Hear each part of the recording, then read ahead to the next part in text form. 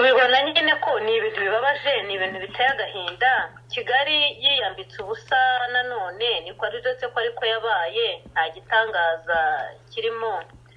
Bagiye batwiyereka uko bari, twarababonye, kubera ko ibyo bakoze ubwabyo kujya gushimuta umuntu utari umunyarwanda, ukamushimuta mu gihugu nk'icyo yari arimo, ukamushimuta Dubai, ukamukorera iyicarubozo.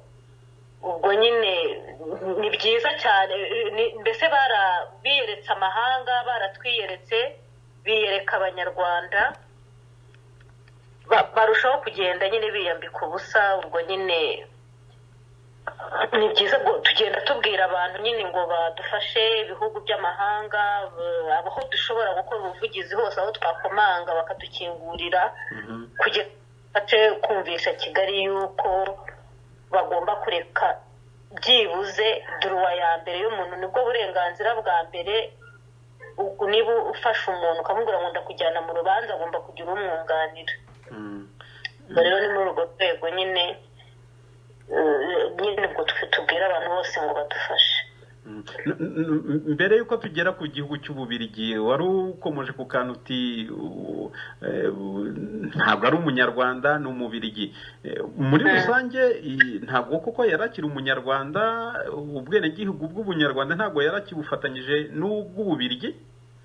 Oya, ubundi itegeko rivuga ko iyo uhunze igihugu ukagifunga bitewe nyine ukurikije amategeko agenga impunzi ya Geneve, igihugu uhungiyemo iyo kikwemereye ubuhungiro, icyo gihe uba ubaye nk'umwana badose. Nationalite yawe ya origine, donc nationalite yawe y'aho ukomoka uba uyibuze. Ubwo rero we twageze n'ahangaha muri 1996, abona nationalite muri 2000, mu 2000. Ubwo rero amaze kubona nationalite, ni ukuvuga ngo yari abaye Umubiligi, aho mbere yari ari kuri protection ya ONU. Icyo gihe protection ahubwo yari abonye y'Ababiligi, ariko ntabwo Rwanda n'ubwo abanyarwanda nyine kugira ngo bumvishe amahanga bamugira umunyarwanda, ariko mu by'ukuri ni umunyarwanda, kuko ni umunyarwanda ku nkomoko, ariko ntabwo afite nationalite y'abanyarwanda, ni Umubiligi. Niba mbyumva neza n'abantu badukurikiye kugira ngo babyumve neza, ni ukuvuga yari impunzi, imyaka iza gushira, noneho ikibazo cy'ubuhunzi kivaho, asaba ubwenegihugu arabuhabwa. Nibyo ngibyo? Yego nibyo. Hagati aho ngaho hari abantu bahabwa ubwenegihugu bari impunzi, ugasanga barakururuka, bagumije kugirana imishyikirano n'u Rwanda kubera wenda inyungu bafite, imitungo bari bafite mu gihugu, cyangwa se yuko bashyugumbwa yuko wenda bashobora noneho ibintu byahindutse, bashobora kujya kuba bahabwa nk'imyanya mu gihugu. Process abagena umubyeyi wanyu namwe ubwanyu, nta hantu mwari mufitanye wenda cyangwa kuva mwahabwa nyine ubwenegihugu n'ubuhunzi, nta hantu mwigeze mugirana imibonano na za ambasade z'u Rwanda, wenda akaba abantu turagira ngo abantu babimenye neza, akaba wenda ariho bari bamutegeye? Nta na rimwe, ntabwo yigeze yaka na pasiporo rwose y'u Rwanda. Ni Umubiligi ugendera kuri pasiporo y'Ububiligi, afite ahubwo residence yo gutura muri Amerika.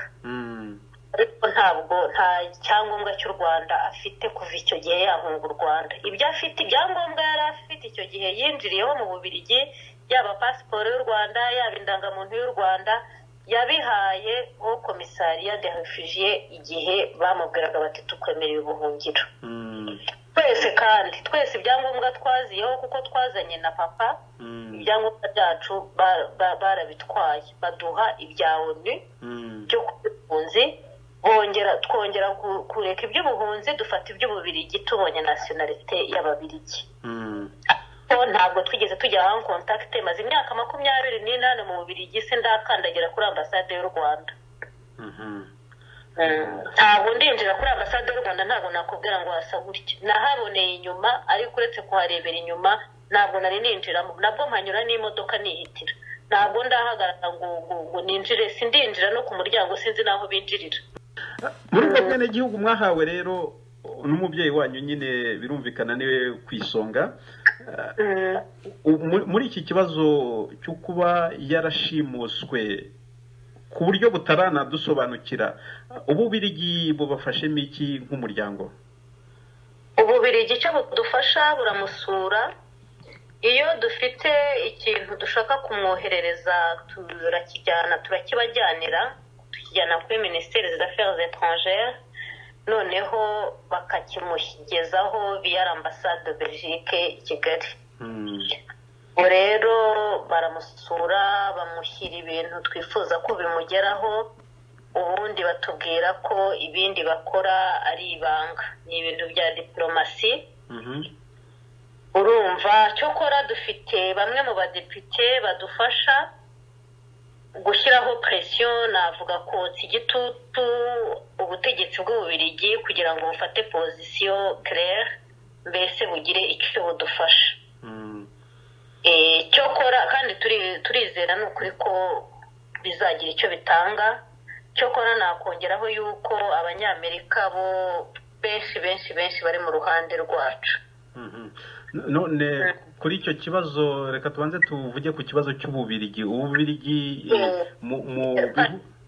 babarire gato, hari ikintu kindi nakongeraho. Yego.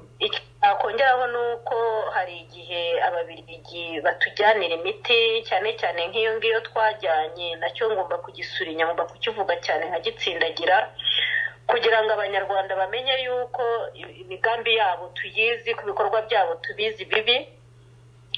Ndavuga abanyarwanda ba Kigali ariko. Yego. Ibikorwa byabo bibi tubizi, kubona umuntu amaze imyaka n'imyaniko afata imiti, iyo miti ntigire ikintu imutwara, noneho twebwe imiti tukayigura, tukajya gushaka abaganga basanzwe bamusuzuma, bakatwandikira imiti tukayigura myinshi ishoboka, bayigeze i Kigali, ambasade y'u Rwanda y'Ububirigi yayigeze i Kigali, bakayitwara. Imiti barayitwaye, ntabwo ariyo bamuhaye imiti yabo tutazi iyo bavanye, ndetse n'ikimenyimenyi nuko iyo miti nta kimufasha, kuko niba tansi ikomeza ikazamuka, yahaguruka akagira isereri, nuko nta kigenda, nuko iyo miti ubwayo ariyo kwibazwaho. Ko imiti ari twebwe tuyigura, babuzwa n'iki kumuha imiti yacu twebwe asanzwe yandikirwa n'abaganga bamukurikirana kuva muri 1996. Ibyo ngibyo ni ambasade y'Ububirigi yabibabwiye yuko imiti batayimuha, cyangwa ni Paul Rusesabagina iyo mushoboye kuvugana nawe mukamubaza ati imiti twohereje yitwa gutya yakugezeho, akabibabwira? Ninde wabibabwiye? Bombi ari papa ubwe atubwira yuko yabanje kujya atubwira ati imiti mfata ntabwo nyizi, kuko bamushyira imiti mu kanwa, nyine bamuha imiti ifunguye, ejo ubwabyo nta suku irimo. Noneho imiti nyine bamuha imiti itariye. Noneho hagati aho nk'ibyo twaze tuvuga ngo Ububirigi budufasha iki, ubwo nyine nasurinyaga yuko Ububirigi budufasha kubera ko baje gukora nkete, nibo batahuye yuko n'imiti afata, mbese barabimenye by'ukuri ko imiti afata atari imiti bo bajyanye ivira no mu Ububirigi. Afata imiti yandikiwe n'abaganga bahariye. Ni bwa burenganzira nyine, burya n'umuntu yafunze kandi abagifatwa nk'umwere igihe atararangiza kuburana, uretse na hariya nta niburana ririmo, kuko ibintu birasobanutse neza kuri njye, ariko wenda n'abandi banyarwanda bayibona, kuko gushimuta umuntu mbere na mbere ugomba kwemera kucyo wamushimuse. Niba hari ikindi kibazo nk'uko nyine bari baraje kumusaka hano mu Bubiligi, bashoboraga gutanga ikirego akaburana mu Ububirigi bukamuburanisha, byaba na ngombwa inkiko zishinzwe kuburanisha ibyaha bamurega zikamutumiza akaburana, kuko ndibuka ko yavugaga ko abyiteguye mu kiganiro twaherutse gukorana n'abandi banyapolitike. Kirego abanyarwanda baragitanze, ndetse iyo baragitanze ni nacyo cyatumye babasha kumusaka. ikirego abanyarwanda baragitanze, ahubwo ababiligi ntabwo abanyarwanda ntabwo bakorera ku mategeko, nta burenganzira bw'ikiremwamuntu, nta n'ubwo amategeko yubahirizwa. Ikirego abanyarwanda baragitanze, ababiligi baraza baramusaka, ariko ntabwo mbese babonye ko babihaye agaciro nk'ako bo babiha. Kandi ntabwo ababiligi bari baramubwiye na kera na kare, kuko bari barakomeje kugenda bipirenya nyine baza kumurega. Ababiligi baravuga baterega twebwe iwacu dufite uburenganzira bwo gukora kiritike ku mutegetsi, ufite uburenganzira bwo kuvuga ibitagenda no kuvuga ibigenda. Kandi twese turabizi ko ntabwo bashaka umuntu uvuga ikitagenda. None muri ibyo byo kumusaka, ko amakuru dufite yuko bamusatse, Bubiligi bwamusatse koko, bakamusaka bari kumwe ndetse n'abashinzwe igipolisi cyo mu Rwanda, ibyo bintu nibyo koko nabo mu Rwanda bamusatse bafatanyije n'ababiligi? Oya, ababiligi nibo baje kumusaka, nta banyarwanda bari barimo. Oya, nta babiligi, nta banyarwanda binjiye iwacu. None rero hagati aho ngaho urabona yuko ikibazo cya Paul Rusesabagina, umubyeyi wanyu, umuntu uharaniye uburenganzira bw'ikiremwamuntu, wakoze ibikorwa byinshi bitandukanye by'ubumuntu, ikibazo cyari yarasanzwe ari, navuga ngo yarasanzwe ari ku rutonde rw'abantu Kigali irimo gushakisha, ahubwo kuba baranamushimuse ni umugambi wari usanzwe uriho kuri ngewe. Kuri mwebwe kuba baramushimuse mufata nk'ibintu byabatunguye buriya, cyangwa udukurikije n'ibyo bintu by'uburozi byavugwaga n'ibyo byo gusaka, buriya wavuga ngo hubwo ni urwaho bamuciye, ariko kuri mwebwe n'ubundi mwahoraga mwiteze yuko bashobora kumufata cyangwa kumwica icyo ari cyo cyose? Umuntu yaba yibeshye? Mu by'ukuri kuba baramushimuse byaradutunguye, byaradushotse. Bajyaga bashaka kumwica, bashatse kumwica kenshi, bateye iwacu inshuro nyinshi, bakagenda bafata ibyuma bakabaga inzugi, ibintu ubona bitabaho, bidakorwa, kandi batazanywe n'ubujura busanzwe. Byagaragaraga cyane ko ari Kigali. Noneho bamukoresheje agisida, ndetse imodoka iba dekarase, ariko we avamo amahoro. Twabizi ko bashaka kumwica, nawe rwose yagendaga yitwararika, ntiyari akijya mu makwe, ntiyari agisura abantu, mbese yari afite ibintu byinshi cyane yirinda, kuko yari abizi ko Kigali mushaka. Ariko ntabwo twari tuzi ko Kigali ziyambika ubusa nk'uko yabigenje, ntabwo twari tuzi yuko bazigaragaza uko bigaragaje, ngo bakore iyicarubozo, bica amategeko mpuzamahanga, mbese bakore terorizme nk'iyo bakoze. Ibyo rero nibyo byadushotse kurushaho. Kubera ko papa yari umuntu ukora ibintu by'ubumwe n'ubwiyunge, yashakaga ibintu by'ubumwe n'ubwiyunge bw'abanyarwanda bose, mbese yakundaga kuvugisha ukuri ibintu uko abibona. Nk'ubwo bajyaga baza kumubwira ngo tuguhe akazi udukorere, ube premier ministre cyangwa ministre cyangwa ambasaderi cyangwa ikindi kintu wakumva kigushimishije, we akabasubiza yuko adashobora gukorera abantu babicanyi, adashobora gukorera abantu batari abanyakuri, mbese we akabahakanira. Ubwo rero kwa ko we ari umuntu ugendera mu kuri, ari umuntu uvuga ibintu uko abibona, bashatse uburyo bwo kumucecekesha. Nizo mpamvu nyine ngira ngo sabe abanyarwanda batwumva baze nabo badushyigikire, badufashe kuri uru rugamba turiho, kubera ko ntabwo ari urugamba rwa papa gusa, nubwo ari papa, ariko hari n'abandi benshi bari muri situation nk'iye. Hari benshi bafunzwe mu buryo butemewe n'amategeko, hari benshi bashimutwa nubwo tutabamenya, hari benshi banapfa yewe tutamenye uburyo bapfuyemo. ubwo niyo mpamvu tugira ngo nyine duhamagarira abantu benshi, hari n'abapfa batari muri politike batazi n'ibya politike.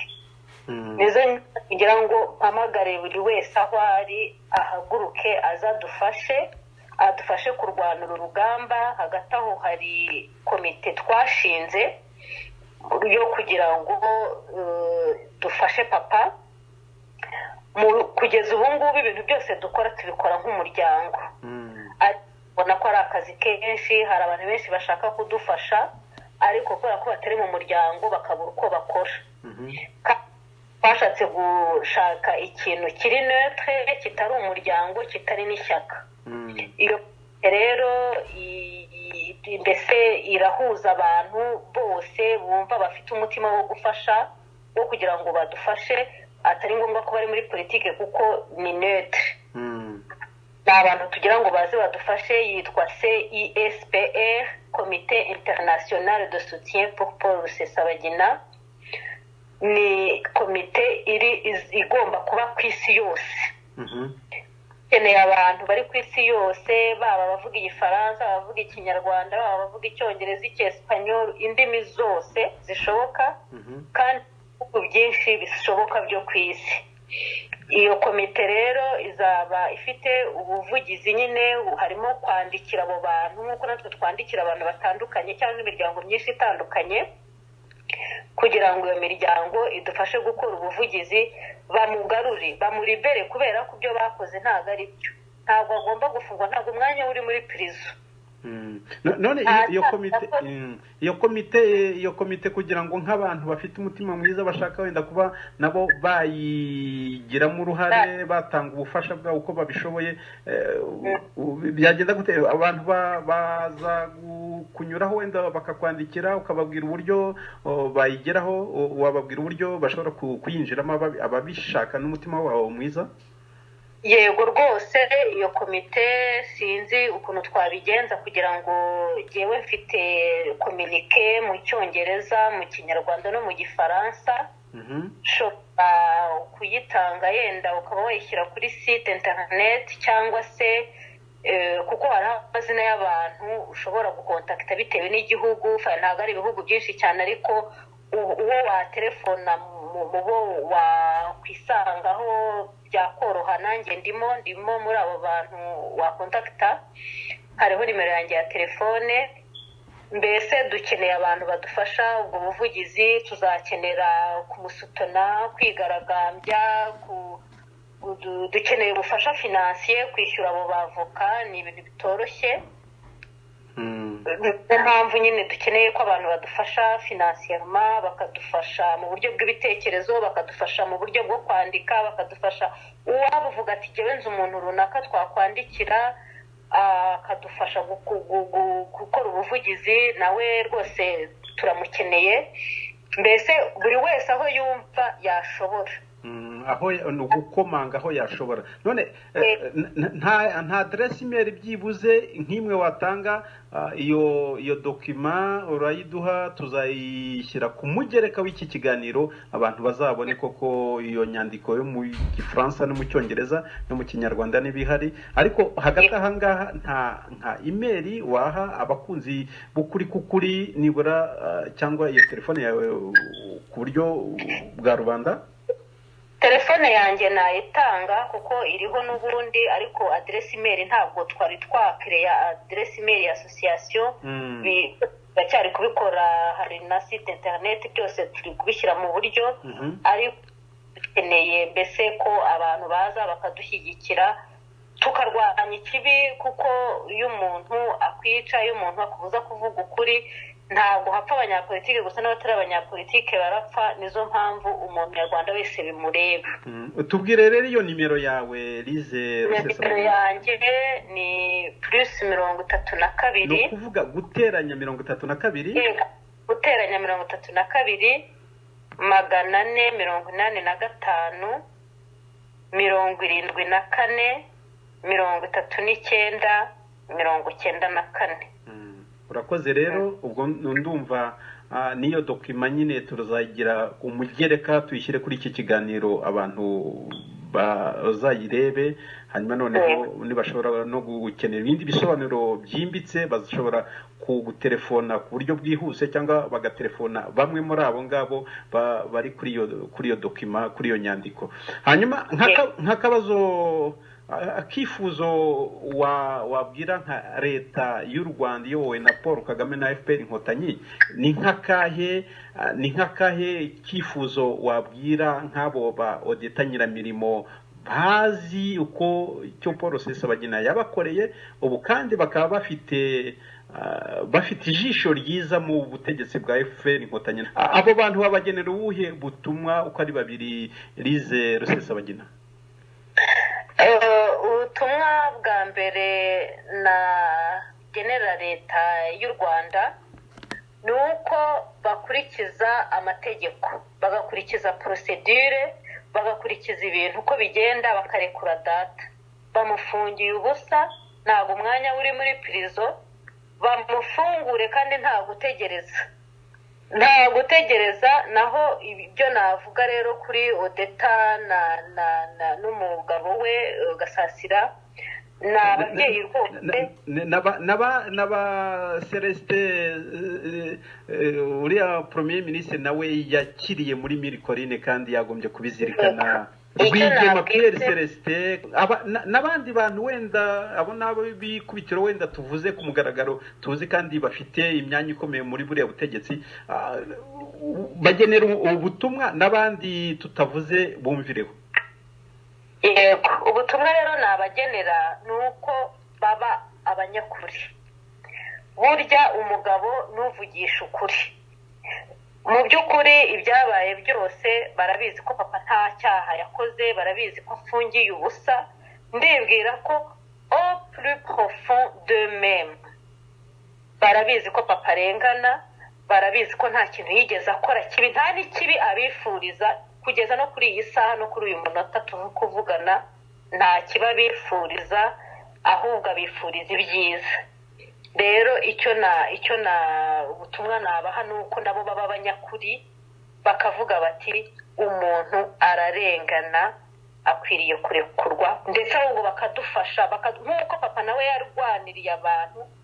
Harimo abantu benshi cyane atarazi, abantu barimo Mirikorine ntabwo yari abazi, ariko we yumvise ko ari devoir ye comme père de famille. Yaravuze ati jyewe nk'umubyeyi ntabwo natererana aba bantu. Arabafasha nk'aho ari abavandimwe, nk'aho ari ababyeyi, nk'aho ari abana be. Akora ibintu umuntu wese yagombye gukora ageze mu gihe nyine gikomeye nk'icyo. Ntabwo yabikoze avuga ngo ategereze igihembo runaka, ntabwo yabikoze ategereje kurebwa neza runaka. Nta nubwo twari tuzi ko tuzarokoka. Uko twavugaga buri munsi twaravugaga ngo wenda ejo bazaza kutwica. Hari n'igihe twari gukora tubona ikibombe kitwituyeho. Hari igihe bombe yaje igwa ku idirishya mu cyumba twararagamo. Ntabwo rero nta wari uzi ngo ejo tuzarokoka, ngo ejo ubuzima buzagenda gutya, ngo ejo ngo azabona igihembo runaka, ngo ejo hazasohoka iyo filimi yitwa Hotel Rwanda. Nta wari ubizi.